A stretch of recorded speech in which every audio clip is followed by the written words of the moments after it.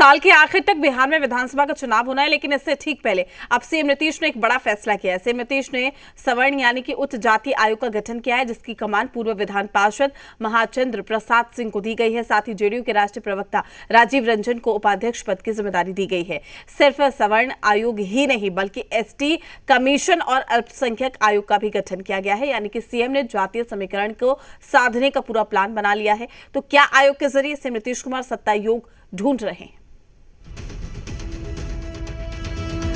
ठीक चुनाव से पहले सीएम नीतीश ने जातीय समीकरण को साधने के लिए बड़ा दांव चला है। सीएम नीतीश ने उच्च जाति आयोग यानी सवर्ण आयोग का गठन किया है और इसकी जिम्मेदारी पूर्व विधान पार्षद महाचंद्र प्रसाद सिंह को सौंपी है।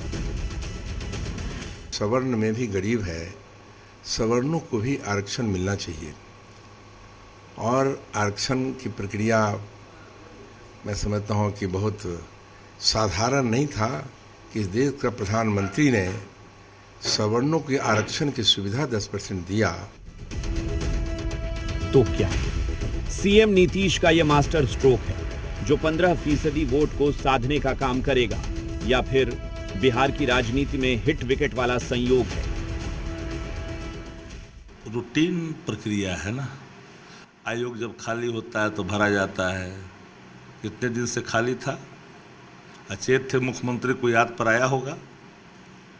तुलसी दल जब देने के समय उनको याद किसी ने पढ़ा दिया तो बना दिए। तो ये सरकार के अधिकार का क्षेत्र है। सरकार को जब आवश्यकता होती है सरकार गठन करते रहती है।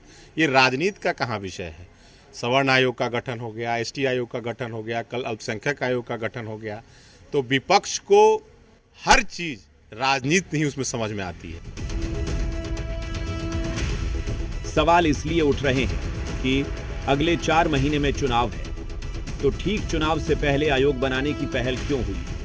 क्या इसका सियासी मकसद है या फिर कुछ और?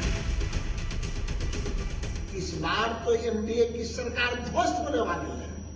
2 महीना बाद चुनाव होना है। बोर्ड निगम का क्या मतलब? बेचारा चार्ज नहीं ले पाएगा, ऑफिस का मुंह कार्यकर्ता नहीं देखेगा।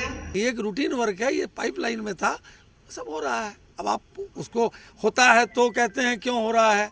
अगर मान लीजिए कि किसी कारणवश उसमें विलंब हो गया तो वो कह रहे हैं विलंब हो गया। ये तो मैंने क्या कहा कि ये लोग जो हैं विपक्ष वाले, ये सारे लोग विरोध के लिए विरोध करते हैं, इनको डेवलपमेंट से कोई मतलब नहीं। हालांकि राजनीति के जानकार मानते हैं कि आगामी चुनाव में जिन्हें टिकट नहीं मिलेगा उन्हें आयोग के जरिए सेट किया जा रहा है। चुनाव नजदीक है तो कार्यकर्ताओं को भी साधना न होगा। तो अभी 20 सूत्री कमेटी बन गई थी प्रखंड तक।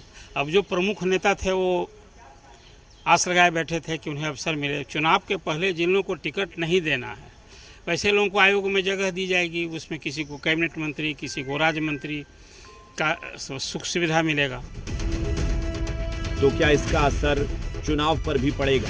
सरकार को फायदा मिलेगा या फिर नुकसान उठाना पड़ेगा? रजनीश, जी मीडिया, पटना।